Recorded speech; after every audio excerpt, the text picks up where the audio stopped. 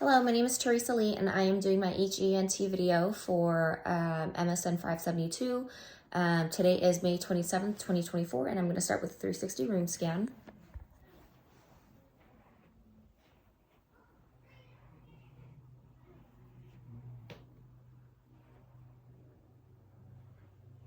And then I've got the ceiling.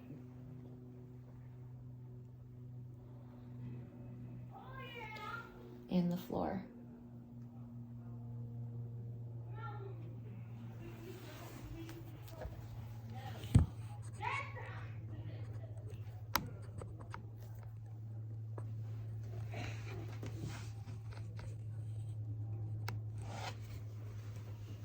Okay, so this is my son.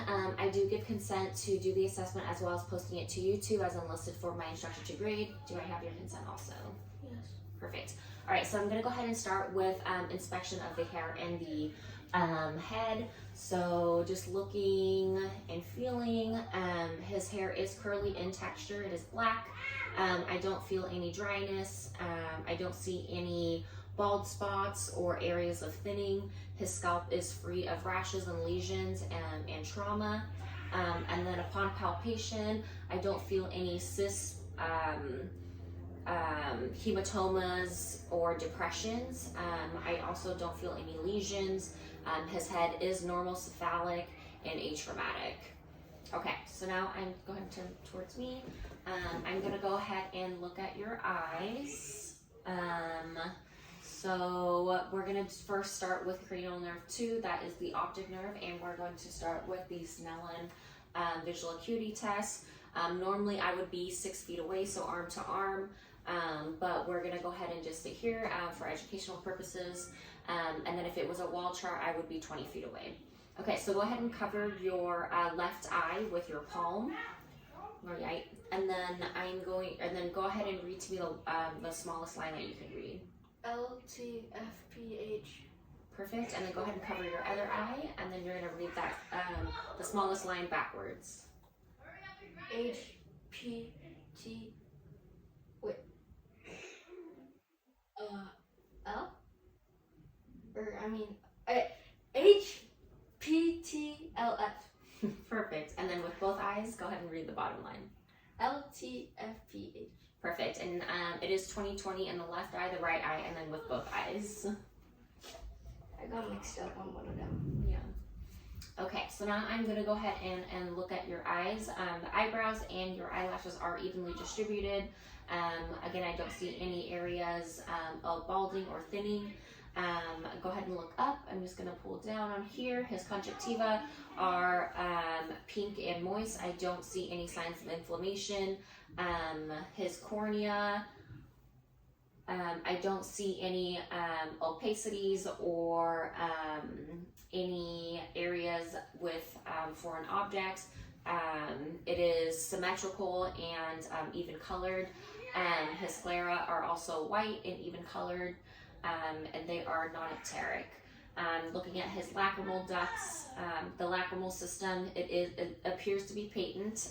It is not obstructed, it's not inflamed in the lacrimal sac area, and then his eyes are evenly lubricated.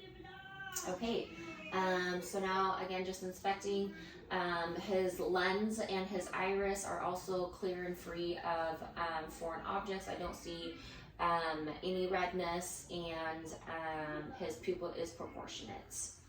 All right, so now we're gonna look at the pupils.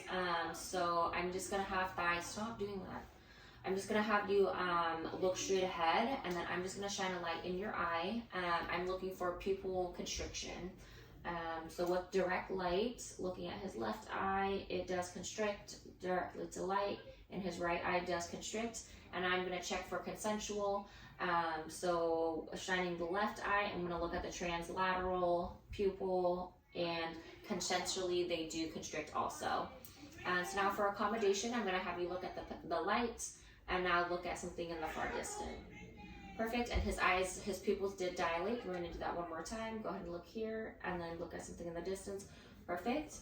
And now we are going to look inside the eye.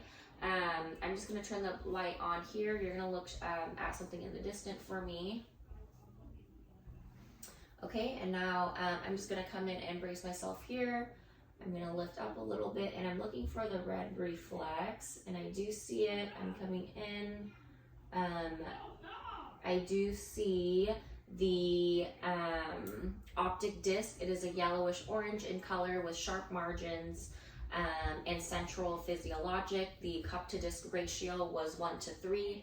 I did see veins and arteries. Arteries were smaller and brighter, and then the veins were a dark red, and they were larger and non-reflective to light. I did see the macula, which is responsible for central vision and contains cones and rods. I also saw the fovea, which is the depression inside the macula, and it contains cones. I'm going to repeat the same exam on the other side. So coming in, I'm at 15 inches out and 15 degrees in. Well, I see the red reflex. Perfect, and I do see the same findings as the other side. All right, so now I'm going to check his extraocular motor function of the eyes. So you're just gonna follow my finger here, and I'm just gonna move it in different directions, okay? So this is ocular motor, abducens, ocular motor, abducens, ocular motor, and then here coming in is trochlear, and all of that was intact. And I did not see any nystagmus. If I did, I would have noted the direction that it was going and the beats per minute. Okay, and now I'm going to check his nose. His nose appears to be midline. I don't see any deviations. I'm going to palpate. Any pain or tenderness there? No, okay. And then I don't feel any lesions or cysts or anything. His nostrils, his nares appear patent and symmetrical. I'm gonna go ahead and put this on, and it is a new tip. It is a pediatric tip. Okay, and now I'm gonna look inside. I'm just gonna lift the tip of his nose. Go ahead and tilt your head backwards just a little bit.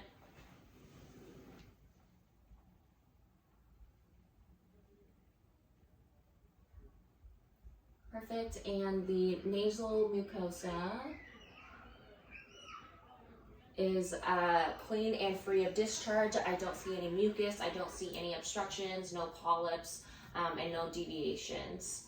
So now I'm just going to have you close one nostril and breathe in, and other side. Perfect, and both nares are patent. Okay, and now I'm going to go ahead and have you close your eyes, and we're going to test for the olfactory nerve, which is cranial nerve 1.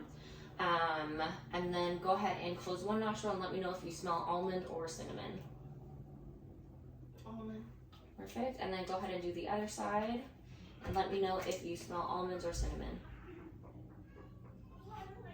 Cinnamon. Perfect. Did I touch it? No. Okay, so now we're going to test your hearing. So I'm just going to look at the outside and inspect and palpate the ear and the tragus. I'm doing the tug test. Do you have any pain or tenderness there? No. Perfect. External canal appears to be clean and free of drainage. I don't see any cyst lesions or any signs of inflammation. I'm going to do the same for the other side. So I'm doing a tug test and the tragus, palpating, no pain or tenderness. I don't see any visible abnormalities in the external canal. Now I'm just going to look inside the ear. So I'm going to pull up and back. I'm going to brace with 3 fingers.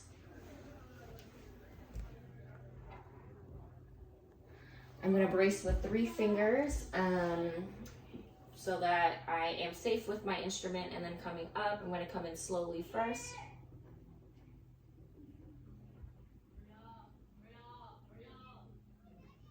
Okay, and I did see the tympanic membrane. It was a pearly gray. in color. I was able to visualize the handle of malice. Superior to that was the pars flaccida, and then I did see the margins of the pars tensa. And now I'm going to look on the other side. So again, coming in, I'm going to tuck up and back. 3 fingers and come in slowly.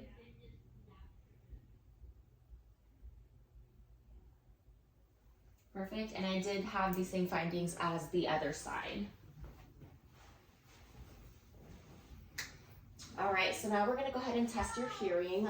This one is called the Weber test. Or I'm sorry, we're gonna do the whisper test first. So you're gonna go ahead and sit up. I'm just gonna be behind you and I'm gonna whisper 3 words to you and you just let me know what you hear. Go ahead and cover your left ear.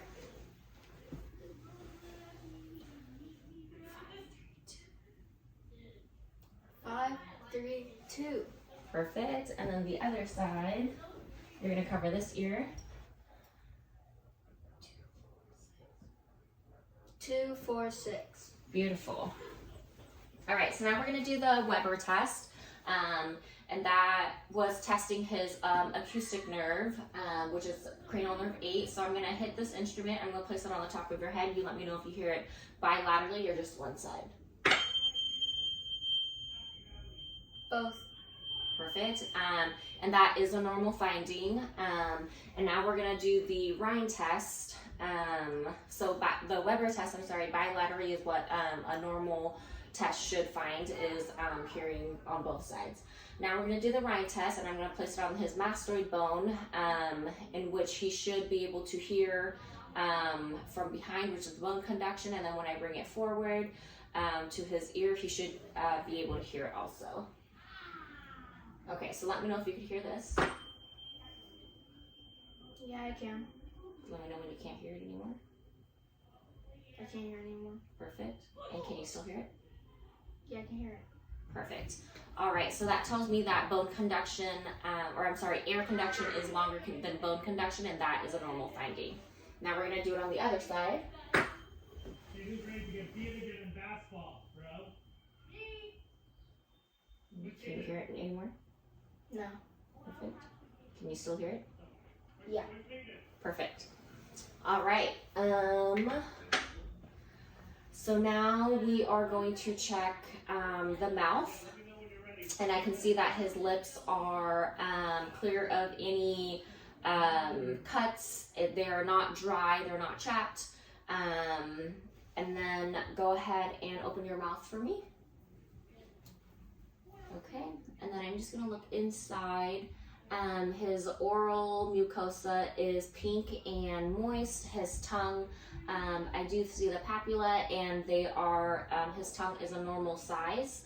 Go ahead and stick out your tongue for me. Okay, I don't see any deviations. His tongue is midline. Go ahead and stick out your tongue again. Stick out, I'll say ah, open your mouth all the way. Perfect. His uvula does rise when he says ah. At this point, I would do a gag reflex to check his vagus nerve to see if it is intact, and it should be intact. And then looking at the back of his throat, his posterior pharynx is also pink and moist. I don't see any exudate. His tonsils are present, again, pink and moist, and I don't see any signs of inflammation. His tonsil grading is a +2. Okay, and then go ahead and say ah, or open your mouth again, and I'm just looking upwards at his second molar. His salivary duct, I can see is patent and draining, and then also his submandibular duct is also patent, and I don't see any signs of inflammation or obstruction. All right, so now we're going to test his tongue. This is the hypoglossal nerve. So what I did before with the tongue was the glossopharyngeal and the vagus nerve. So now we're going to test this hypoglossal nerve. Go ahead and press your tongue against your cheek. Perfect. And the other side, beautiful. And that is normal strength found there. Next, I'm going to check for the his accessory nerves. So go ahead and shrug your shoulders up for me. Perfect, and down. And then we're gonna do some neck movements. So go ahead and flex your neck downwards and then hyperextend up. And then we're gonna turn your head laterally and this way. And then go ahead and laterally, perfect. Perfect, so all of that is intact. Now I'm going to palpate for his lymph nodes. And so I am palpating for any inflammation, any nodules, or enlargement of the nodes. Let me know if you feel any pain or tenderness. So this is his preauricular, post-auricular, occipital, his post-cervical, anterior cervical chain. We've got his submandibular, submentum, and then supraclavicular. Any pain or tenderness there? Perfect. All right, and last thing, we're just gonna check his trachea. So inspecting, go ahead and lift your head just upwards a little bit. So I do see that it is midline. Go ahead and swallow. Beautiful. And now I'm just gonna palpate. I do see that it does go up and down, his thyroid gland. So I do feel his cricoid cartilage, his thyroid cartilage, and then his, his thyroid cartilage, cricoid cartilage, and then his thyroid gland there. And then tangential view, I'm just going to come off to the side here. And then I don't see any inflammation, I don't see any goiters.